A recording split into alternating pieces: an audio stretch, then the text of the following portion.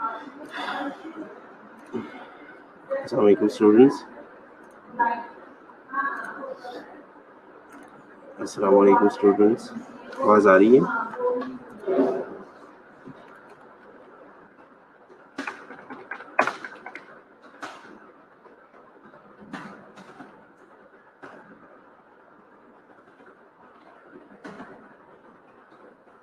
Clear आवाज़ आ रही है? ओके। सो आप लोगों की नई टीचर आई है तो होपफुली मेंटल हेल्थ वो पढ़ाएगी, ठीक है। तो आज वो थोड़ी सी लेट है, इस वजह से जो है वो उनका भी लेक्चर मैं ले रहा हूँ। तो मैं सोच रहा था कि मैं फिर अपना ही साइकोलॉजी का ही पढ़ा दूँ, ठीक है, क्योंकि मेंटल तो उन्होंने पढ़ाना। कल मैं ऑफ पे था, मैं बीमार था, तबीयत ठीक नहीं थी मेरी, तो कल मैं ऑफ पे था। मंडे को उन्होंने मुझे जाते हुए, जब मैं मंडे को 11-12 बजे उन्होंने मुझे कहा था कि मुझे ओवर दे दीजिएगा ना, तो फिर आज जब वो आएगी तो इंशाल्लाह फिर लेक्चर ऑनवर्ड वो लेगी, ठीक है। और साइकोलॉजी पे जो अपना सब्जेक्ट है साइकोलॉजी, वो फिर मैं पढ़ाऊँगा, बाकी मेंटल वो पढ़ाएगी, ठीक है। सो इस वजह से जो है वो अभी ये मेंटल का लेक्चर है, लेकिन नई टीचर आई है वो पढ़ाएगी, ठीक है। न्यू टीचर है, सीनियर है कोई।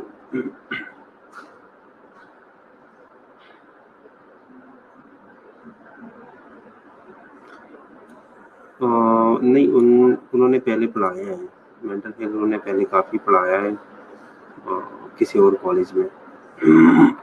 सीनियर टीचर, सीनियर इंस्ट्रक्टर है, तो टेंशन आ गया अपने इस हिसाब से। बाकी वैसे भी आप लोग ऑलरेडी पढ़ चुके हो, ठीक है। उन्हें मैंने बता दिया है कि इन्होंने बाकी सब कुछ पढ़ा है, बस सिर्फ एक यूनिट है या एक चैप्टर है, बस सिर्फ वही पढ़ेंगे।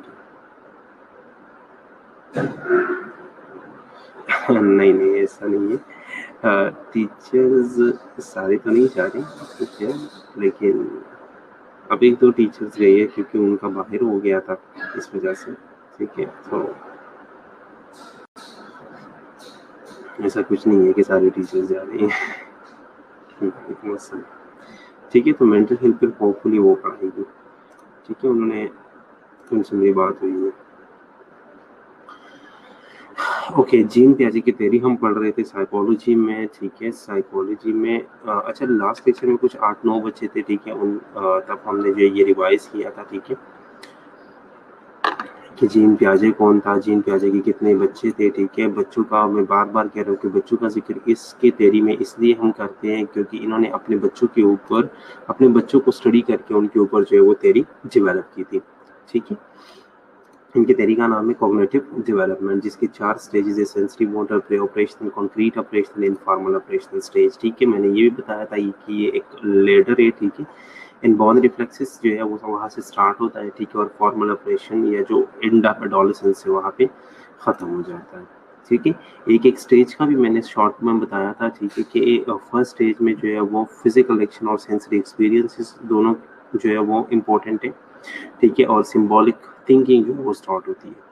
दूसरी में जो है वो सिंबॉलिक थिंकिंग जो है वो इंक्रीज हो जाती है और beyond sensory information physical action चली जाती है, ठीक है। थर्ड में क्या होता है कि लॉजिकल रीजनिंग बच्चा स्टार्ट कर देता है, लेकिन कंक्रीट इवेंट्स का, ठीक है, और डिफरेंट सेट्स में चीज़ों को जो है वो क्लासीफाई करना शुरू कर देता है। और फोर्थ स्टेज में जो है वो एब्स्ट्रैक्ट थिंकिंग स्टार्ट हो जाती है, आइडियलिस्टिक और लॉजिकल तरीके से जो है वो बात करना शुरू कर देता है, ठीक है।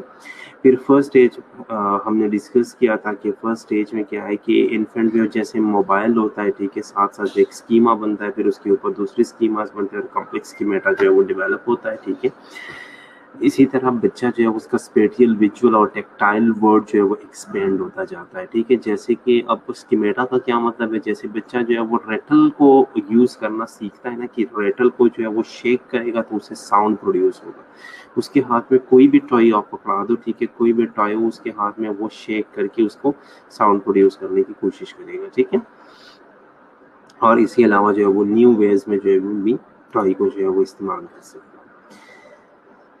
ठीक है। फिर फर्स्ट स्टेज में उन्होंने ये पियाजे ने फर्स्ट स्टेज को जो है वो पियाजे ने फर्स्ट स्टेज को फिर डिवाइड किया था, फर्दर क्लासिफाई किया था स्टेज को 5 मोर स्टेजेस हैं, ठीक है, यहाँ तक हमने डिस्कस किया। सो फर्स्ट स्टेज का जो क्रिटिकल अचीवमेंट है ना, वो क्या है, वो ऑब्जेक्ट परमानेंस है। Object permanence are the schema of the permanent object. अब स्कीमा परमानेंट ऑब्जेक्ट क्या है? स्कीमा परमानेंट ऑब्जेक्ट ये है कि एक बच्चा जो है वो उसे ये पता चल जाए कि चीजें जो है या दुनिया जो है वो सिर्फ वो नहीं है जो मेरी आंखों के सामने है या जो मेरे सेंसरी इंफॉर्मेशन की रेंज में है, ठीक है। दुनिया सिर्फ ये नहीं है जो मेरे सेंसेशन की रेंज में। बच्चा जो है वो ये रियलाइज कर देता है कि मेरी सेंसरी कंट्रोल, मेरी सेंसरी रेंज से बाद या मेरी सेंसरी रेंज से बाहर भी दुनिया है, मेरी सेंसरी रेंज से बाहर भी दुनिया है, ठीक है। उसे कहते हैं ऑब्जेक्ट परमानेंस। ऑब्जेक्ट परमानेंस का ये मतलब है कि अगर कोई चीज मेरे सामने पड़ी है, फॉर एग्जाम्पल मेरे सामने जो है वो आपने मोबाइल रख दिया, ठीक है। वो मोबाइल मैं उसे देख रहा हूँ, मुझे पता है कि यहाँ पे मोबाइल पड़ा है। वो मोबाइल आपने उठा के किसी और रूम में ले गए। अब मुझे नजर तो नहीं आ रहा ना, लेकिन वो ऑब्जेक्ट मौजूद है, किसी और जगह मौजूद है, किसी और रूम में मौजूद है, ठीक है, सिर्फ मेरे सामने नहीं है। इसे कहते हैं ऑब्जेक्ट परमानेंस। ऑब्जेक्ट परमानेंस का मतलब है जो चीज मेरी आंखों के सामने, मेरी सेंसेशन, मेरी सेंसरी रेंज के सामने नहीं है, इसका मतलब ये नहीं है कि वो मौजूद नहीं है, वो मौजूद है लेकिन कहीं और मौजूद है, ठीक है। So this phrase relates to a child's ability to understand that objects have an existence independent of child involvement in them. जो चीजें हैं ना, चीजों का एग्जिस्टेंस जो है वो क्या है, वो इंडिपेंडेंट है चाइल्ड इन्वॉल्वमेंट से। अगर बच्चा उसमें इन्वॉल्व है या नहीं है, लेकिन वो चीजें मौजूद, ठीक है।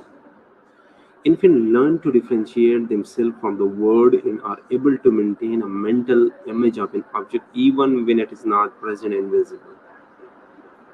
बच्चे को ये पता चल जाता है, बच्चा ये रियलाइज कर देता है कि अगर कोई चीज मेरी आंखों के सामने है या नहीं है, लेकिन मैं उसकी पिक्चर, उसका इमेज जो है वो अपने माइंड में बना सकता हूँ। किसी ने मेरे सामने कहा कि बॉल है, ठीक है, मैं बॉल लेके आ रहा हूँ, तो मुझे मेरे माइंड में है कि बॉल इस तरह गोल होगा, ठीक है, जिससे हम क्रिकेट वगैरह खेल सकते हैं। तो एक मेंटल इमेज आपके माइंड में या उन बच्चों के माइंड में जो है वो बनेगा इस एज में।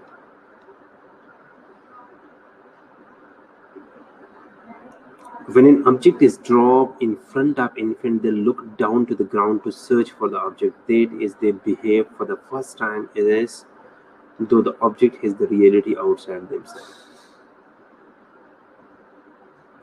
जब कोई चीज गिर जाता है ना, जब कोई चीज गिर रहा होता है बच्चों के सामने, आप कोई चीज फेंको, ठीक है, किसी भी चीज को आप बच्चे के सामने फेंक दो, बच्चे ने क्या करना है, अब बच्चे के सेंसरी इंफॉर्मेशन के सामने नहीं है, लेकिन उसे ये पता चला कि यहाँ पे कोई चीज गिर गई, उसने क्या करना है, उससे जमीन पे उस चीज को तलाश करना,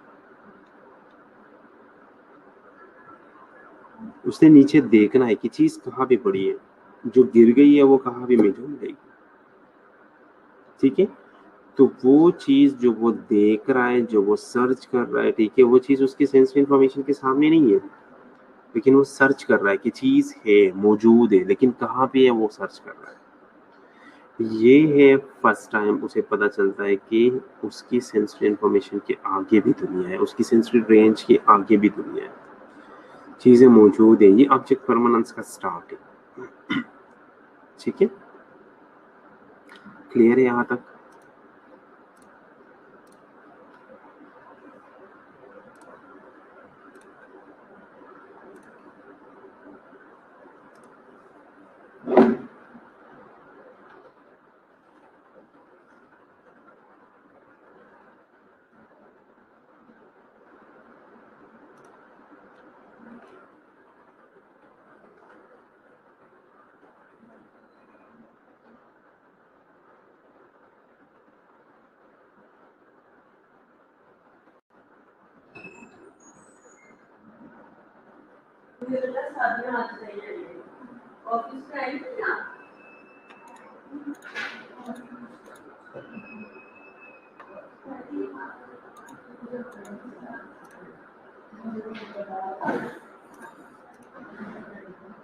क्लियर यहाँ तक? ओके, मैं आप लोगों को एक वीडियो भी दिखा देता हूँ, ठीक है, कि ऑब्जेक्ट परमानेंस क्या चीज़ है।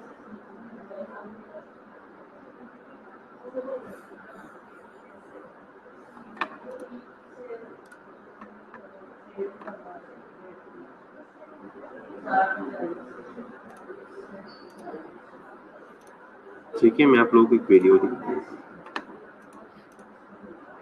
ऑब्जेक्ट परमानेंस इन डेटाबेस।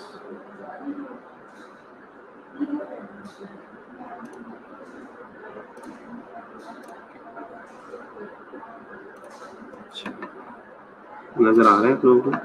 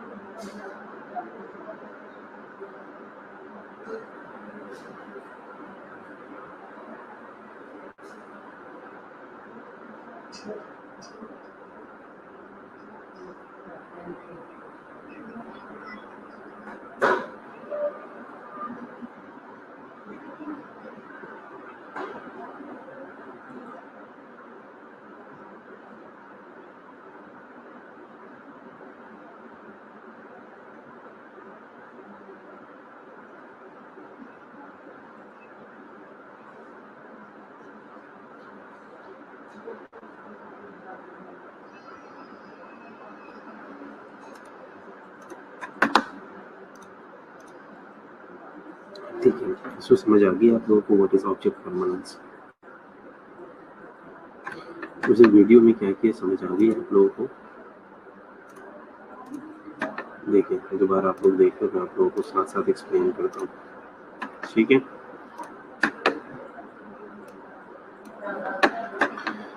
देखो फर्स्ट पे बच्चे क्या कर रहा था, फर्स्ट पे बच्चा वो चीज सिर्फ और सिर्फ सेंस कर रहा था जब तक उसके सामने था, ठीक है? जैसे वो कोकोनट के नीचे कुकुम्बर रख लेता है, ठीक है, उसे पता नहीं चलता कि है क्या चीज, ठीक है? क्योंकि उसका जो सेंसरी रेंज है वो सिर्फ वहां तक है, वो सिर्फ ये देख रहा है कि वर्ल्ड दुनिया सिर्फ वही है जो मेरी आंखों के सामने है। जैसे ही उसकी साइड ट्रेनिंग से दूर जाता है चीजें, ठीक है, वो चीजें जो है वो कहता है कि ये गायब हो जाती है, ठीक है, चीजें उसके हिसाब से चीजें गायब हो जाती है, ठीक है? अब ये चीज क्या है, इस चीज को स्टिमुलस की जरूरत है। अब स्टिमुलस क्या है कि आप उस चीज को उसके सामने ले आओ, ठीक है, उसके सामने उसे ड्रॉप कर लो, ठीक है, ताकि वो उस चीज को ढूंढना शुरू कर दे, ठीक है, क्योंकि वो बार बार वो इसे रीइंफोर्स कर रहा है ना, बार बार वो क्या कर रहा है, बच्चे को रीइंफोर्स कर रहा है। अब पॉजिटिव रीइंफोर्समेंट है ना ये, बार बार वो बच्चे को रीइंफोर्स कर रहा है, ठीक है, रीइंफोर्समेंट पे बाद में जो है वो क्या करता है, उस चीज को सर्च कर लेता है या उस चीज को गेट कर लेता है, ठीक है?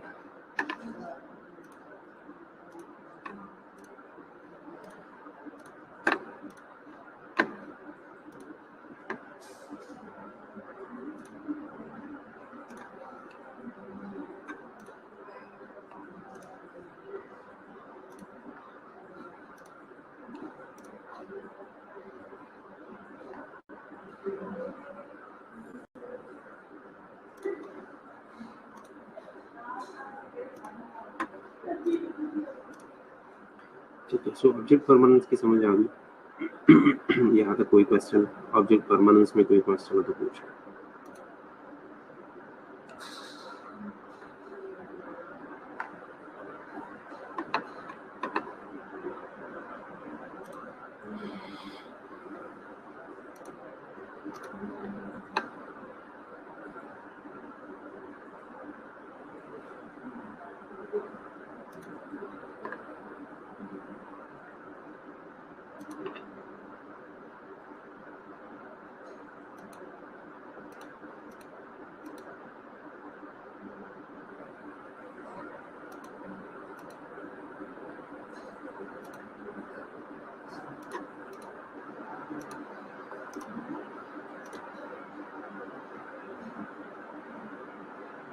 ठीक है, चलिए अब मैं आप लोगों को एक वीडियो दिखाता हूँ, उसमें शॉर्ट में सारे स्टेजेस आपको होंगे, ठीक है, उसके बाद मैं एक्सप्लेन कर देता हूँ, ठीक है, उसके बाद मैं एक्सप्लेन कर देता हूँ।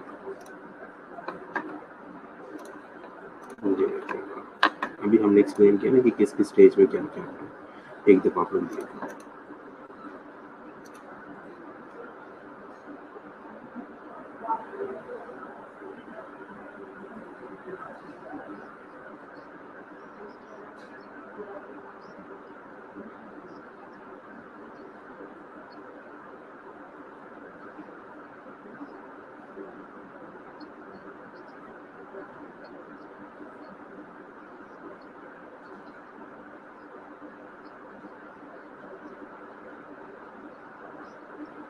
ठीक है, हर चीज मौजूद है, अगर रूम की साइड से बाहर भी है फिर भी मौजूद है, ठीक है?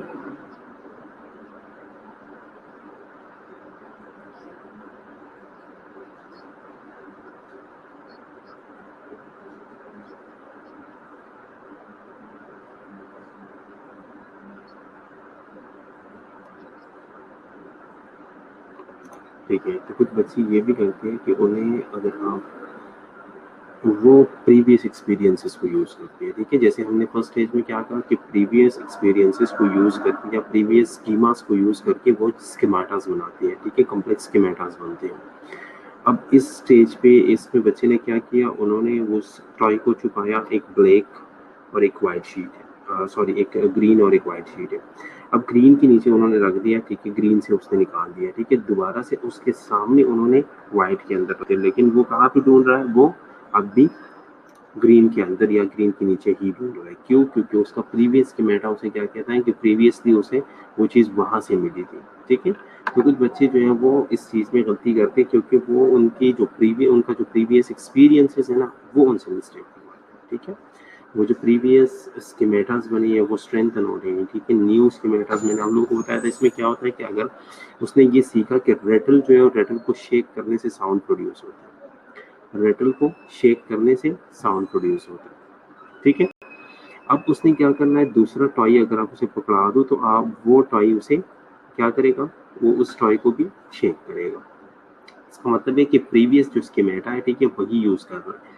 और लास्ट लाइन में क्या था कि या तो वो उस रेटल को भी दूसरी तरीके से यूज करना शुरू कर देगा।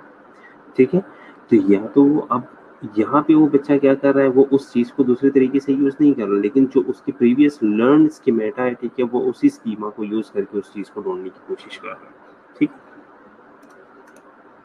आगे देखो।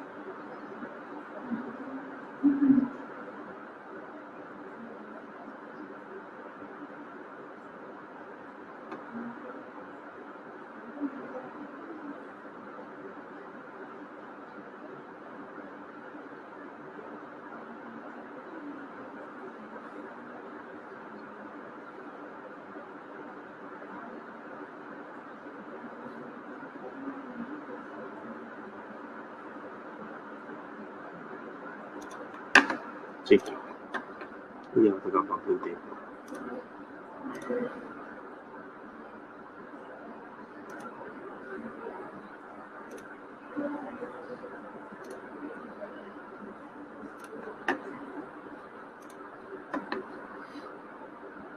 ठीक है, उससे पहले एक सिंबलाइजेशन।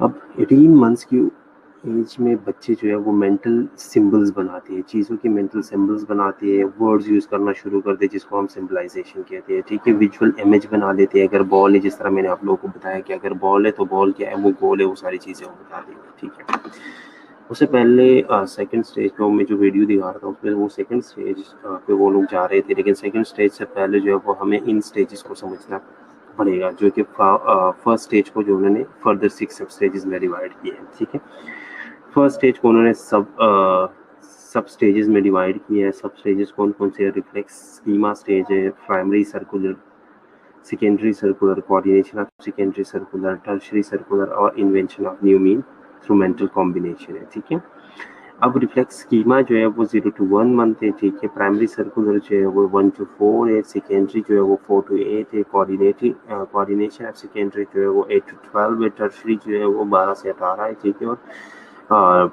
मेंटल कॉम्बिनेशन जो है वो 18 to 24 है। ठीक है, सो अब रिफ्लेक्स स्कीमा में क्या है? रिफ्लेक्स स्कीमा जिस तरह रिफ्लेक्सेस है, ठीक है, वो सिर्फ और सिर्फ इनबॉर्न रिफ्लेक्सेस को यूज करते हैं, जो उसके इनबॉर्न मोटर और सेंसरी रिफ्लेक्सेस है, सकिंग रिफ्लेक्स है, ग्रेस्पिंग है, लुकिंग है। ठीक है, वो क्या करता है, बच्चा जो है वो इधर उधर देखेगा। ठीक है, लुकिंग है उसकी, ठीक है, जो कि सेंसरी है। ठीक है, ग्रेस्प कर रहा है, ठीक है, जो कि मोटर है। ठीक है, सक कर रहा है, जो कि उसमें सेंसरी और मोटर दोनों यूज हो रहे हैं उसकी। ठीक है, वो इन रिफ्लेक्सेस को यूज करके एक्सटर्नल वर्ड को अकोमोडेट करने की कोशिश करता है, एक्सटर्नल वर्ड से इंटरेक्ट करने की कोशिश कर रहा है।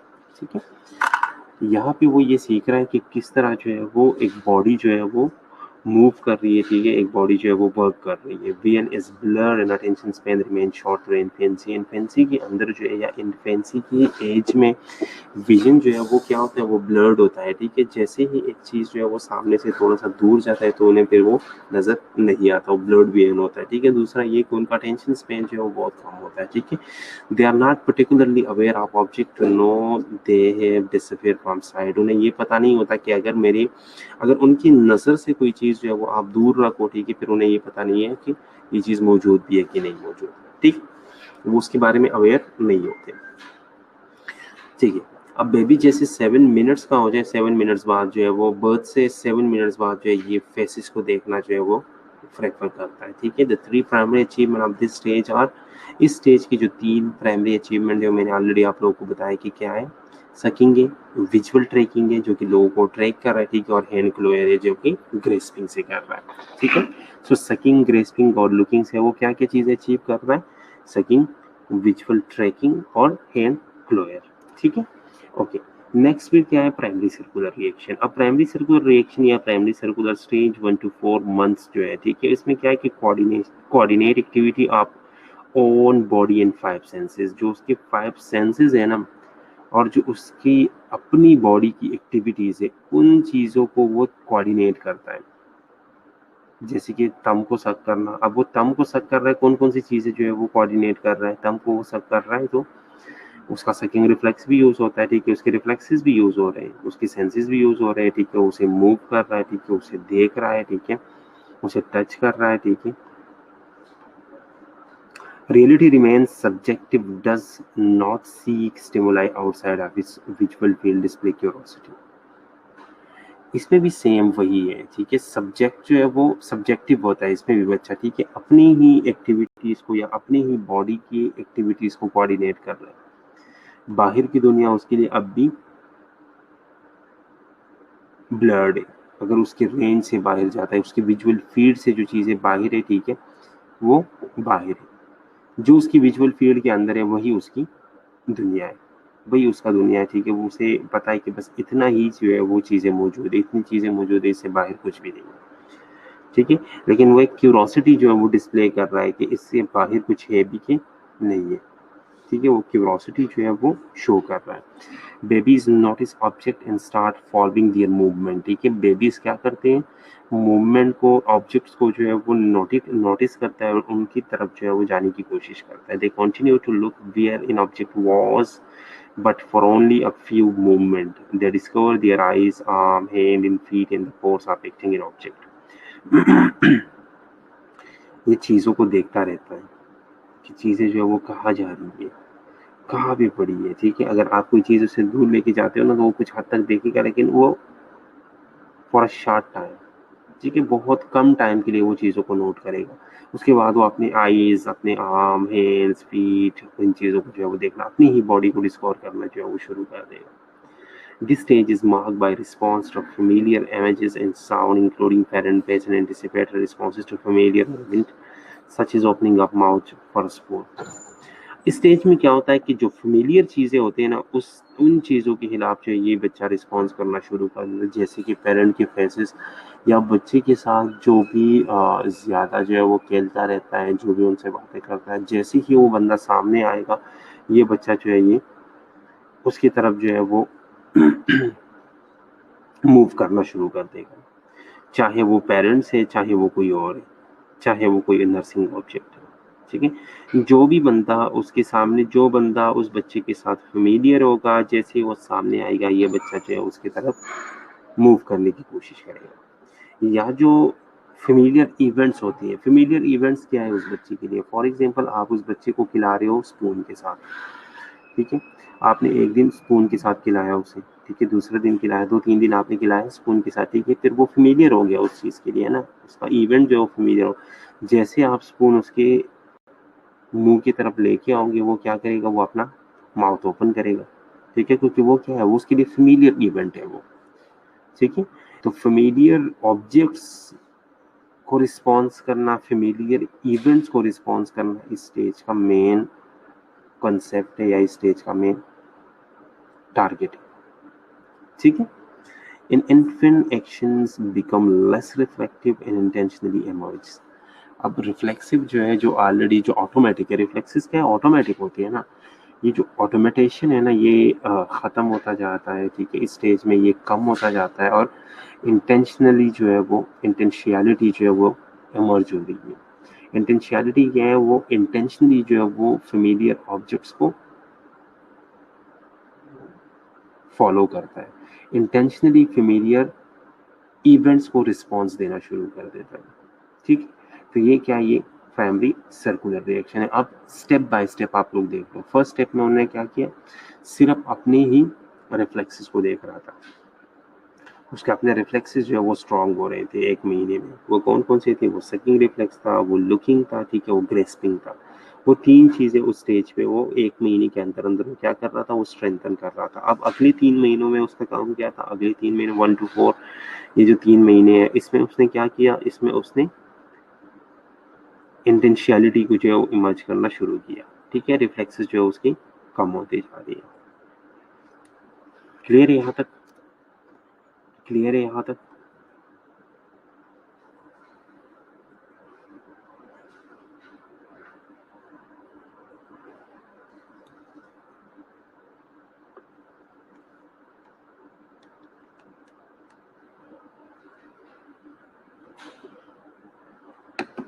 यहाँ तक कोई क्वेश्चन?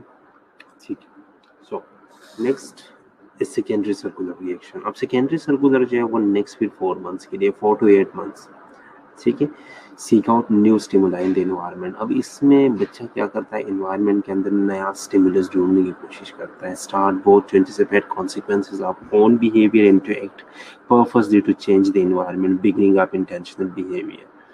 अब ये वो स्टेज है, ये वो एज है जिसमें बच्चा जो है वो इंटेंशनल बिहेवियर जो है वो बिगन करना या जो शुरू कर देता है, ठीक है। इसमें वो क्या करता है, अपनी ओन बिहेवियर को भी देखता है, अपनी बिहेवियर को भी देखता है, और साथ साथ जो है वो पर्पसली जो है वो या पर्पसफुली जो है वो एक्ट करना भी शुरू कर देता है, ठीक है, इन्वायरमेंट को खुद चेंज करने की कोशिश कर लेता है, ठीक है। Babies will reach for an object that is partially hidden, indicating knowledge that the whole object is still there. अगर पार्शियली एक ऑब्जेक्ट उसके सामने है, ठीक है, अगर पार्शियली एक ऑब्जेक्ट उसके सामने है या एक पार्शियली जो है एक ऑब्जेक्ट को आप हिडन करते हो, तो उसकी तरफ वो जाएगा, वो ये देखेगा कि अंदर कुछ और भी है, अंदर भी पूरा ऑब्जेक्ट मौजूद है। अगर पार्शियली उसे नजर आ रहा है तो वो जाके देखने की कोशिश करेगा, ठीक है। If an object is completely hidden however the baby makes no attempt to retrieve it. अगर आप उससे इस एज में 4 to 8 मंथ्स की एज में आप ऑब्जेक्ट को बिल्कुल हिडन कर लेते हो तो वो अटेम्प्ट नहीं करेगा, वो उसे निकालने की कोशिश नहीं करेगा, वो उसे जाके देखने की कोशिश नहीं करेगा, वो ट्राई भी नहीं करेगा। लेकिन अगर पार्शियली हिडन है तो वो जाके एक दफ़ा ट्राई ज़रूर करेगा, उसे निकालने की कोशिश करेगा, उसे देखने की कोशिश करेगा। In infant learn to coordinate vision in comprehension, ठीक है। Actions are intentional, but the child tend to repeat similar action on the same object. अब यहाँ पे वो चीज़ों को विजन के साथ कोऑर्डिनेट करता है,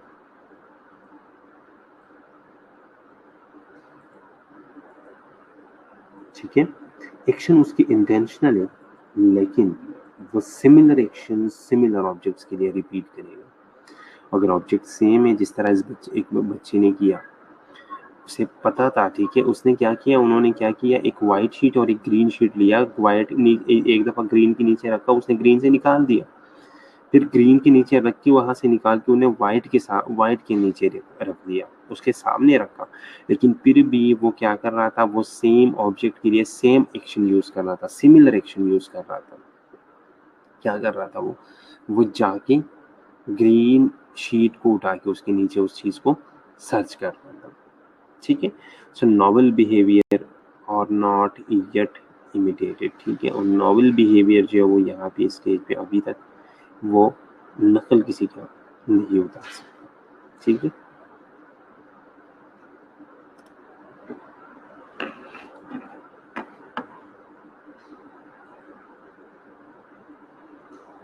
ठीक है। अब इस स्टेज में ऑब्जेक्ट परमानेंस स्टार्ट होने लगता है। ठीक है, ऑब्जेक्ट परमानेंस के साइंस आने शुरू हो जाते हैं। इज अ वेग concept that object exist a part of. अच्छा, ये एक वो कॉन्सेप्ट है जिसमें हम क्या कहते हैं, जिसमें हम कहते हैं कि भाई चीजें जो उनकी सेंसरी टारगेट से या सेंसरी रेंज के बाहर भी मौजूद है। अब इसमें हम क्या करते हैं, इसमें हम जो है इसमें बच्चे जो है वो पीकाबू खेलना शुरू कर देते हैं। ठीक है, नॉवल बिहेवियर को इमिटेट करना शुरू कर देता है, नकल उतारना शुरू कर देता है। ठीक है, this is deem the most important for the cognitive development of child. ठीक है, और ये कॉग्निटिव डेवलपमेंट, चाइल्ड की कॉग्निटिव डेवलपमेंट के लिए ऑब्जेक्ट परमानेंस जो है एक बहुत बड़ा टारगेट है। At this stage, the child understands causality and the goal, and his goal is directed. अब इस स्टेज में बच्चे क्या करते हैं, चीज़ों को अंडरस्टैंड करना शुरू कर देते हैं, कॉजिलिटी को अंडरस्टैंड करते हैं। कॉजिलिटी क्या है, ये काम इस कॉज की वजह से हो रहा है, ये अफेक्ट इस कॉज के रिजल्ट में है। ठीक है, इसे कॉजिलिटी कहते हैं।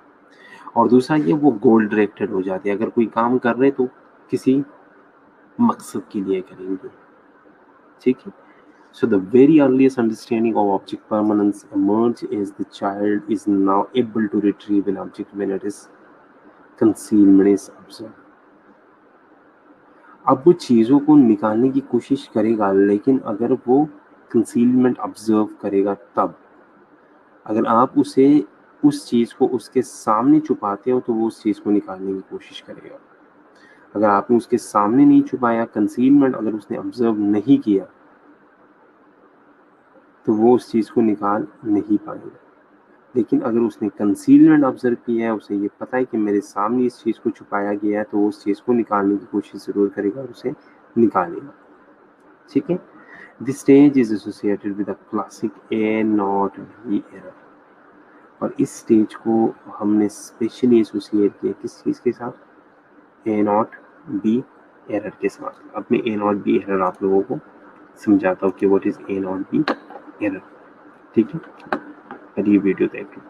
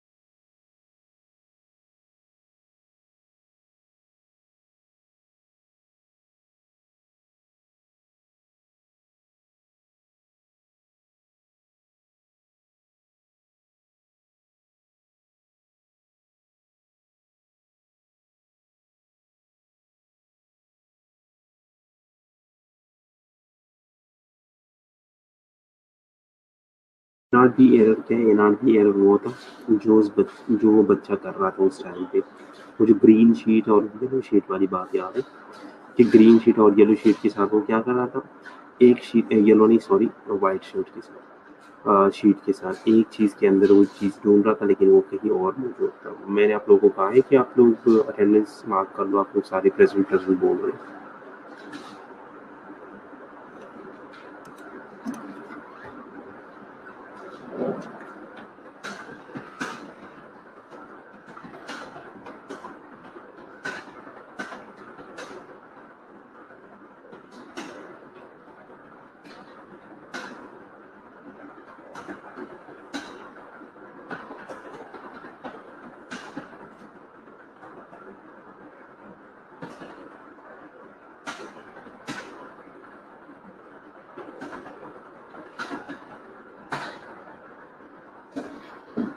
मैं यहाँ करा रहा हूँ, आप लोग प्रेजेंट बोल। अब ये वही लोग हैं जो सुन नहीं रहे, सिर्फ मोबाइल साइड पे रख के देख रहे हैं कि अच्छा टाइम हो गया तो अटेंडेंस मार्क कर लो।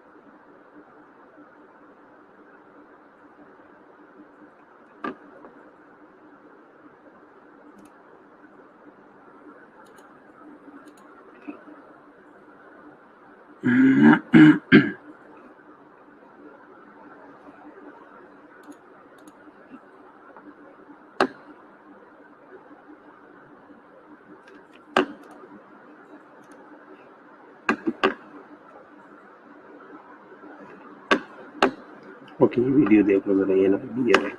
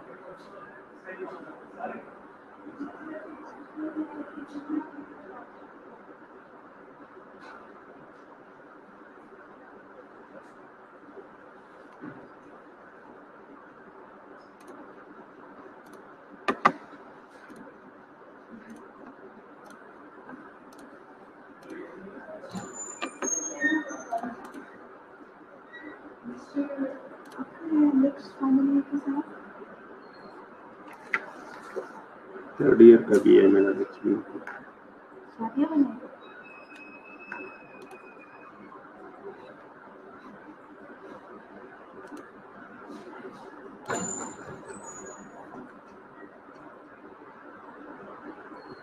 ठीक है, इसमें देखिए बच्चा क्या कर रहा है। अच्छा, वो जो वीडियो मैंने पुरानी था, वो जो मैं पहले दिखा रहा था, वो थोड़ी लेंथी है ज़्यादा, ठीक है।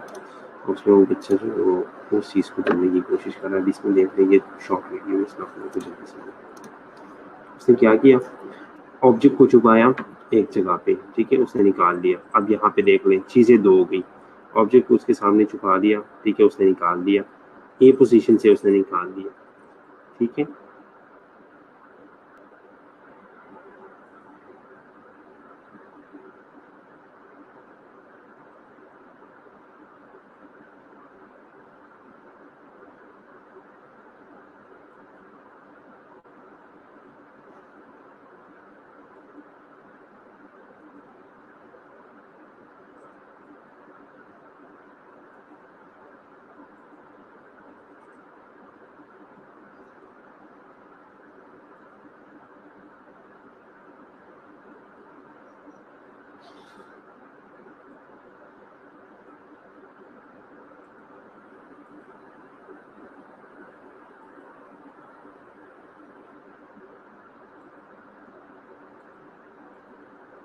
ठीक है, वो कहीं भी, वो कहाँ ढूंढ रहा है, वो सेम वही ढूंढ रहा है जहाँ पे पहले था। इसे कहते हैं ए नॉट बी एरर, ठीक है।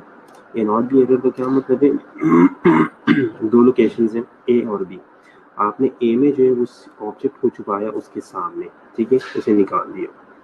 नेक्स्ट फिर क्या किया, नेक्स्ट फिर वहां पे रख दिया। उसने क्या करना है, उसने वही ऑब्जेक्ट उधर ही ढूंढना, ठीक है, बी पे नहीं जाना, ठीक है, ए नॉट बी एरर, ठीक है, वो ए को ढूंढ रहा है, ठीक है, बी की तरफ जा ही नहीं रहा, क्योंकि उसका स्कीमा बना है कि उसका जो है वो प्रीवियस एक्सपीरियंस क्या कह रहा है, उसका प्रीवियस एक्सपीरियंस ये कह रहा है कि ये चीज़ मुझे कहाँ पे मिला था, ये चीज़ मुझे मिला था ए पोजीशन पे, ठीक है, तो वो बी की तरफ नहीं जाएगा, वो उस चीज़ को ए की अंदर ही ढूंढेगा, इसे कहते हैं ए नॉट बी एरर, ठीक है। इसमें कोई question A not be error में?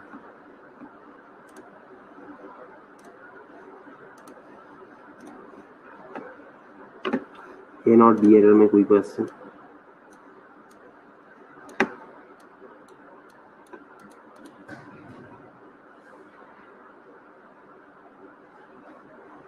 ठीक है, क्लियर है यहाँ तक?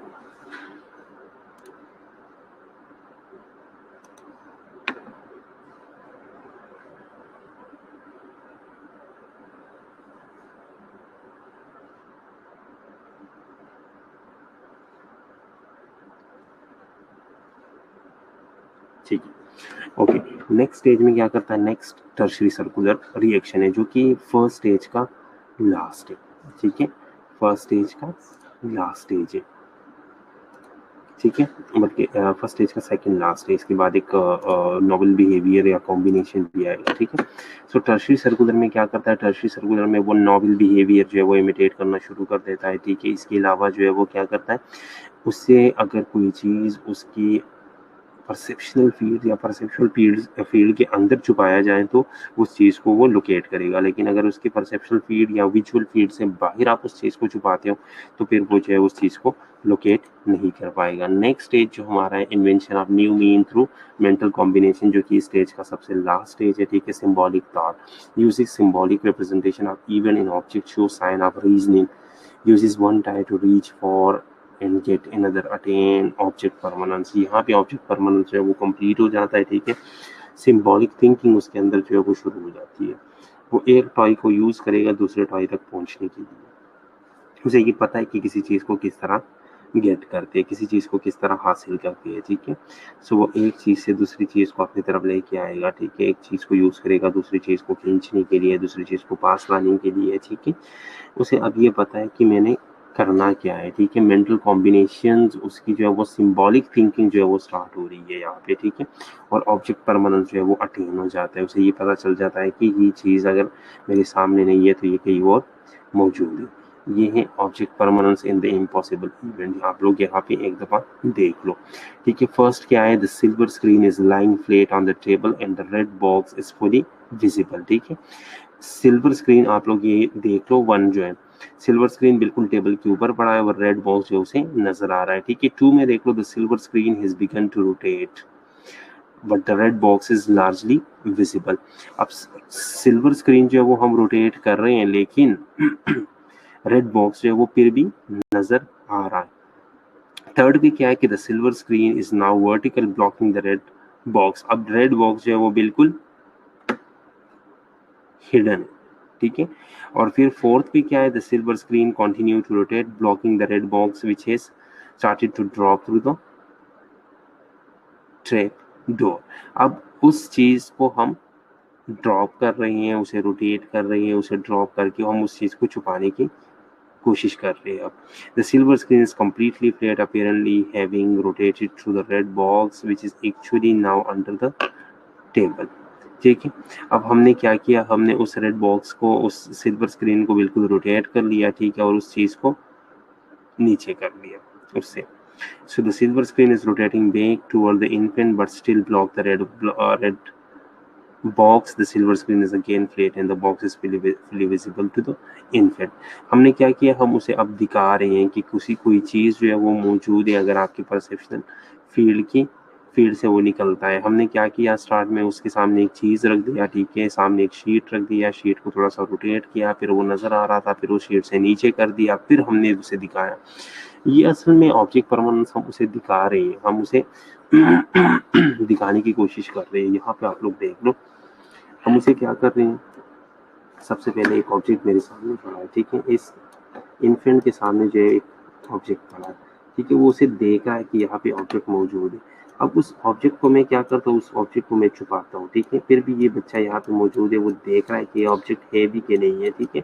वो क्या करे, वो कह रहा है कि इस ऑब्जेक्ट, ये ऑब्जेक्ट है, ये खत्म हो गया, उसका वजूद खत्म हो गया। फिर मैं क्या करता हूँ, उसी ड्रेप को निकाल के या उसी शीट को सामने से हटा के फिर मैं उसे दिखाता हूँ कि चीज़ फिर भी आपके सामने मौजूद है, ठीक है। तो इसका मतलब क्या है कि ड्रेप है या शीट है या ब्लॉक है कि नहीं है, ठीक है, लेकिन चीज़ जो है वो आपके सामने मौजूद रहेगी, ठीक है। ओके, यहाँ तक कोई क्वेश्चन?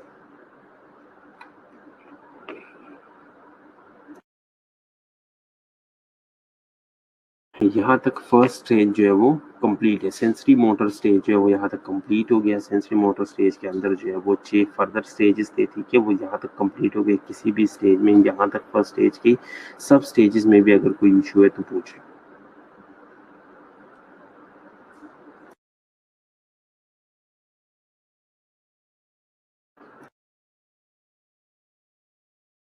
स्टूडेंट्स 2 मिनट वेट करें, मैं नेक्स्ट फाइनल ईयर का लेक्चर है सर का, सर नहीं आए तो मैं वो स्टार्ट करूँ, ठीक है।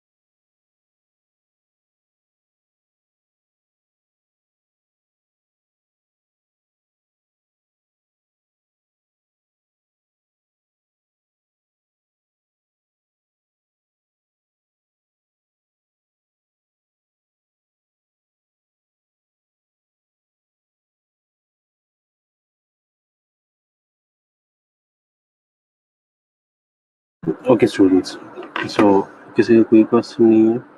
ठीक है। सो नेक्स्ट स्टेज जो प्री ऑपरेशनल स्टेज, हमने पहले भी डिस्कस किया था कि 2 से 7 इयर्स की एज का है, ठीक है। और चिल्ड्रन यूज सिंबल्स बट और मेनी एरर इन थिंकिंग। अब यहाँ पे बच्चे जो है वो सिंबल्स यूज करते हैं, लेकिन उनकी थिंकिंग में काफ़ी एरर्स होते हैं, ठीक है। 3 चीज़ें इसमें। अब ईगो सेंट्रिज्म एंड कंट्रेशन, ठीक है, सेंट्रेशन और ईगो सेंट्रिज्म। अब इन कॉन्सेप्ट्स को देखना है। ईगो सेंट्रिज्म क्या है? The inability to distinguish between one's own perspective and someone else perspective. इसमें बच्चों के अंदर जो ईगो सेंट्रिज्म होता है। अब ईगो सेंट्रिज्म क्या है कि बच्चे जो है वो सिर्फ और सिर्फ अपना पर्सपेक्टिव देखते हैं, वो सिर्फ और सिर्फ अपना पर्सपेक्टिव देखते हैं, वो दूसरों का पर्सपेक्टिव नहीं देखते, ठीक है। उनमें अपना और दूसरे का पर्सपेक्टिव जो है वो डिस्टिंग्विश करना जो है वो इम्पॉसिबल होता है, नामुमकिन होता है, वो नहीं कर सकते अपने और दूसरे के पर्सपेक्टिव को डिफरेंशिएट। दूसरा क्या है? Centration, focusing on one characteristic to the exclusion of other. वो एक ही चीज पे फोकस करते हैं, बाकी चीजों को नहीं देखते, सिर्फ एक करेक्टरिस्टिक, एक क्वालिटी पे फोकस करेंगे, बाकी सारी चीज़ों को एक्सक्लूड करेंगे। सिर्फ और सिर्फ अपना पर्सपेक्टिव देखेंगे, ठीक है। दूसरों का पर्सपेक्टिव वो ये अंडरस्टैंड नहीं कर सकते कि दूसरों का पर्सपेक्टिव जो है वो क्या है, वो हमसे डिफरेंट है, ठीक है। Confuse appearance in reality. और तीसरा कॉन्सेप्ट इसका क्या है कि अपीयरेंस और रियलिटी दोनों में कंफ्यूज होंगे। 3 चीज़ें। ईगोसेंट्रिज्म, अपने और दूसरे के पर्सपेक्टिव को डिफरेंशिएट नहीं कर पाएंगे। सेंट्रेशन, सिर्फ और सिर्फ एक ही क्वालिटी को सेंटर बना के उसके ऊपर फोकस करेंगे, बाकी सारी चीज़ों को एक्सक्लूड करेंगे। और अपीयरेंस और रियलिटी में दोनों में कंफ्यूज होंगे, ठीक है। Pre operational thoughts is Midway between socialised adult through the thought in the completely autistic Freudian unconscious। अगर आप प्री ऑपरेशनल थॉट्स देख लो ना, तो ये एक मिडवे है। जो फ्रूड बताता था ना, जो फ्रूड एक्सप्लेन करता था अनकॉन्शियस के बारे में, जो फ्रूडियन अनकॉन्शियस था कि सारी चीज़ें उसके अंदर मौजूद है, और एक सोशलाइज अडल्ट थॉट जो होता है, ठीक है। तो फ्रूड की जो अनकॉन्शियस थॉट के बारे में जो बात कर रहा था कि हमारे सारे थॉट्स विशेष वगैरह अनकॉन्शियस के अंदर पड़े होते हैं, ठीक है। और जो एक सोशलाइज एडल्ट बंदा जिस तरह सोचता है, इन दोनों के दरमियान ये एक मिडवे है, इन दोनों के दरमियान ये एक मिडवे है, दोनों को ये ब्रिज करता है। Children in this stage also cannot grasp the sameness of an object in different circumstances.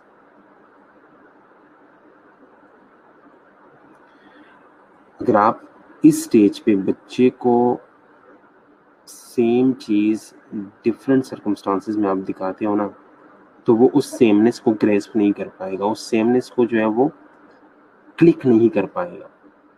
Same चीजें आप उसे दिखा दो, लेकिन डिफरेंट सिचुएशन के अंदर दिखा दो, उसे ये पता नहीं चलेगा कि ये चीजें सेम है।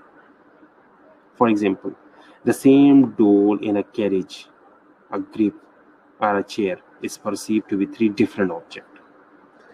अब क्या करो, आप एक चेयर को एक कैरेज के अंदर एक डोल को एक कैरेज के अंदर रखो, उसी डोल को उठा के आप ग्रिप के अंदर रखो, उसी डोल को उठा के आप चेयर के ऊपर रखो, और बच्चे से आप पूछो तो उसे ये पता नहीं चलेगा कि ये सेम ऑब्जेक्ट है, वो इसको 3 डिफरेंट ऑब्जेक्ट्स की तरह परसीव करेगा। वो ये कहेगा कि ये 3 डिफरेंट ऑब्जेक्ट्स थे जो मैंने देखे, जो कैरेज में था वो डिफरेंट था, जो ग्रिप में था वो डिफरेंट है, और जो चेयर के ऊपर है वो डिफरेंट है। So during this time things are represented in the term of their function. वो चीज़ों को उनके फंक्शंस के हिसाब से देख रहा है, चीज़ों को उनके एनवायरनमेंट के हिसाब से देख रहा है, चीज़ों को उनकी सराउंडिंग्स के रिस्पॉन्स से या हिसाब से देख रहा है, ठीक है। तो इस स्टेज के अंदर वो सेम डोल को 3 डिफरेंट सिचुएशन के अंदर डिफरेंट चीज परसीव कर रहा है।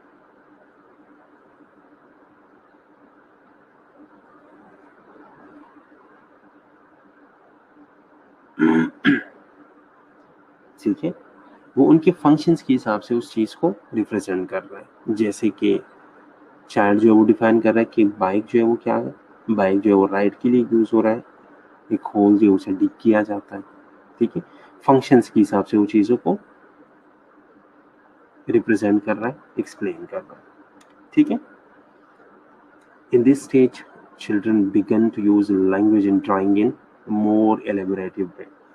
इस स्टेज में 2 से 7 साल की उम्र में बच्चे जो है वो लैंग्वेज बोलना शुरू कर देते हैं, लैंग्वेज यूज करना शुरू कर देते हैं और ड्राइंग जो है वो शुरू करते हैं, ड्राइंग करते हैं, ड्राइंग्स बनाते हैं, ठीक है। लेकिन इलेबोरेट वे में वो चीज़ों को साथ साथ एक्सप्लेन भी करेगा कि मैंने ये चीज़ बनाई, और वो बनाएगा उसमें वो चीज़ें जो है वो एलेबोरेटिव वे में ही बनाएगा कि वो खुद ही जो है वो सेल्फ एक्सप्लेनेटरी चीज़ें, ठीक है, कॉम्प्लेक्स नहीं होगी। So from one word utterance to word phrases made up of either a noun or a verb or a noun in objective type. पहले जो है वो सिर्फ अटर करेगा, ठीक है, एक वर्ड, फिर उसके बाद 2 वर्ड का फ्रेजेस, फिर उसके बाद वो नाउन, वो वर्ब, और वो इसी तरह ऑब्जेक्टिव वगैरह सारी चीज़ें जो वो डेवलप हो जाएगी, ठीक है। इस स्टेज पे बच्चे जो है वो सिर्फ जैसे 1-2 चीज़ें बोलेंगे, बॉबी ईट, बॉबी अप, इस तरह, ठीक है। Children in this stage have a sense of imminent justice, the belief that punishment for bad deed is inevitable. इस स्टेज पे बच्चों को जो है वो एक डर होता है कि अगर मैंने कुछ गलत किया तो उसके लिए मुझे सज़ा ज़रूर मिलेगी, सज़ा से जो है वो बचना नामुमकिन है। और इस स्टेज के अंदर बच्चे जो है वो मैजिकल थिंकिंग शुरू कर देते हैं, जिसको हम फिनोमिनलिस्टिक कॉजलिटी बोलते हैं, ठीक है। और साथ साथ एनिमिस्टिक थिंकिंग शुरू कर देते हैं। What is animistic thinking? क्या है एनिमिस्टिक थिंकिंग?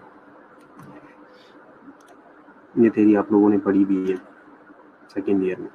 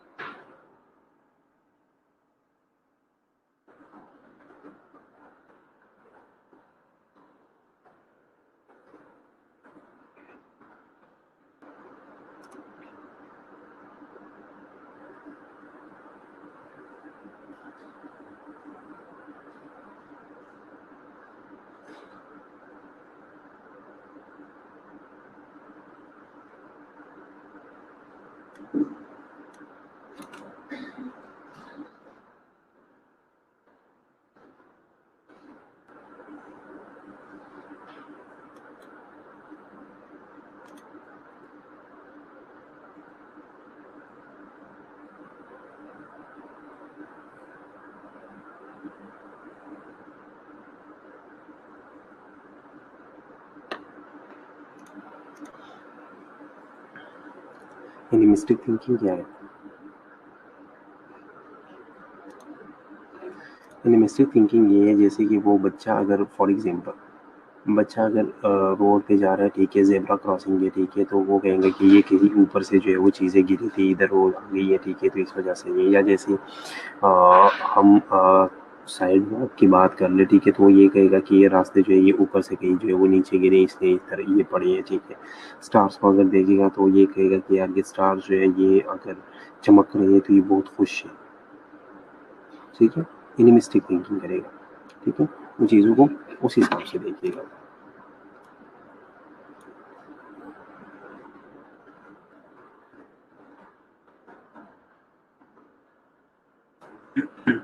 एनिमिस्टिक असल में जो है ना ये एक लैटिन वर्ड है, ठीक है, स्पिरिट और लाइफ से निकला हुआ, ठीक है। जैसे एनिमिस्टिक में वो लोगों का एक कॉन्सेप्ट होता है कि ये सारी चीज़ें जो है स्पिरिचुअल चीज़ें रखती है, ठीक है, अलाइव है सारी चीज़ें, एनिमेटेड है सारी चीज़ें, सारी चीज़ें जो है वो जिंदा है, उसे एनिमिस्टिक थिंकिंग कहते हैं, ठीक है, उसे एनिमिस्टिक थिंकिंग कहते हैं। तो इस स्टेज में बच्चे जो है वो क्या करेंगे, वो एनिमिस्टिक थिंकिंग करेंगे, ठीक है। अब इस स्टेज के अंदर सिम्बियोटिक फंक्शन जो है वो इमर्ज होता है। अब इस एबिलिटी के साथ बच्चा क्या करता है, with this new ability children can represent something such as in object in even are a conceptual scheme with a signifier which serve a representative function. Semiotic function क्या है कि वो चीज़ों को इस तरह से रिप्रेजेंट करेगा, वो चीज़ों को, ऑब्जेक्ट्स को, इवेंट्स को इस तरह रिप्रेजेंट करेगा, वो आपको बताएगा कि इसका ये फ़ायदा है, इसका एक सिग्निफिकेंस है, ठीक है। वो एक रिप्रेजेंटेटिव, वो एक फंक्शन रिप्रेजेंट करेगा आपके सामने, वो एक सिग्निफिकेंस आपको बताएगा कि इस चीज़ को अगर मैं यूज़ कर रहा हूँ, इस चीज़ को अगर मैं देख रहा हूँ तो इसका ये सिग्निफिकेंस है, इस वजह से ये चीज़ मैं यूज़ कर रहा हूँ।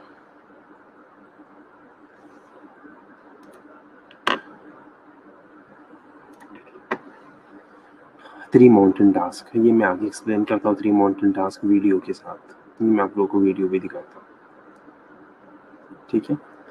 कि बच्चा जो है वो क्या देख रहा है, अगर बच्चा जो है वो यहाँ बीच में बैठा है, ठीक है, अगर ए पोजीशन पे बैठा है तो वो उसे डी नज़र आ रहा है, ठीक है, अगर इधर बैठा है तो उसे सी नज़र आ रहा है, इस तरह, ठीक है। वो मैं आगे आपको वीडियो के साथ एक्सप्लेन,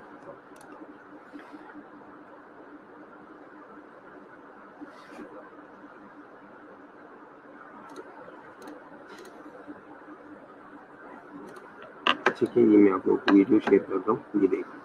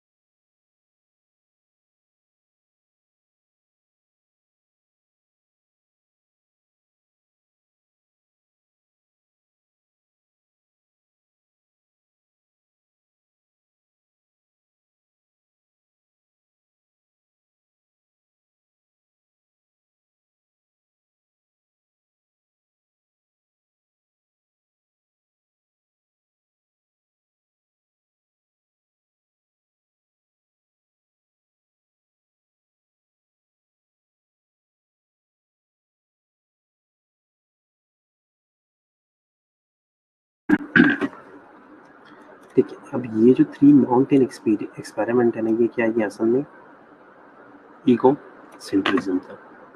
ईगो सेंट्रिज्म उन्होंने क्या दिखाया, उन्होंने दिखाया 3 माउंटेन्स है, ठीक है, उसे उसकी चारों साइड से उन्होंने पिक्चर्स ली थी, वो आगे पर पिक्चर्स पढ़े थे, ठीक है। उन्होंने कहा कि आप अगर इधर बैठे हो तो आपको क्या नज़र आ रहा है, उसने कहा मुझे बिल्कुल सेम ये नज़र आ रहा है, ठीक है, पिक्चर उसने सही बताया। अब उन्होंने क्या कहा कि अगर यहाँ पे मैं डॉली रख लूँ, ठीक है, तो उसे क्या नज़र आएगा, उसने कहा यही सेम नज़र आएगा।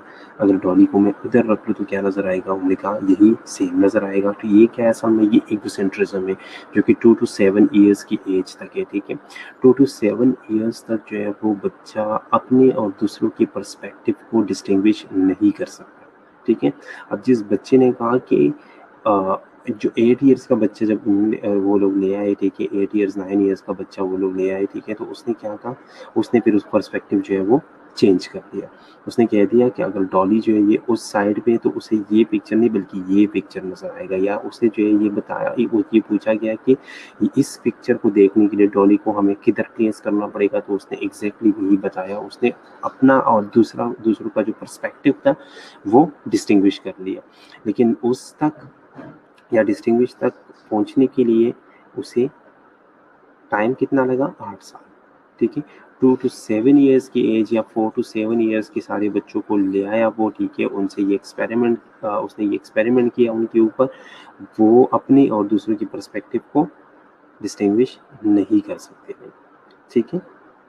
अब कोई क्वेश्चन, ये असल में क्या था, ईगो सेंट्रिज्म था, ठीक है।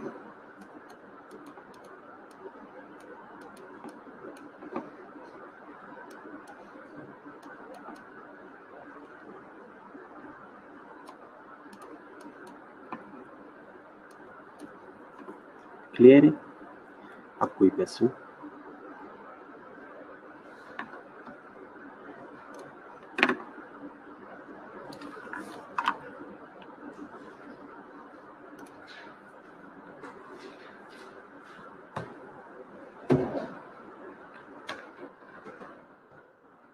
यहाँ पे किसी बच्चे का कोई क्वेश्चन हो तो ड्रॉप कर लो, ठीक है।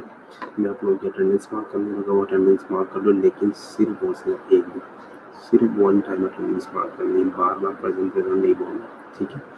और 2 घंटे का कॉन्टिन्यूस लेक्चर लिया तो आप लोग ब्रेक भी कर लो, 15 मिनट्स का ब्रेक कर लो, जल्दी से अटेंडेंस मार्क करके फिर ब्रेक करो, ठीक है।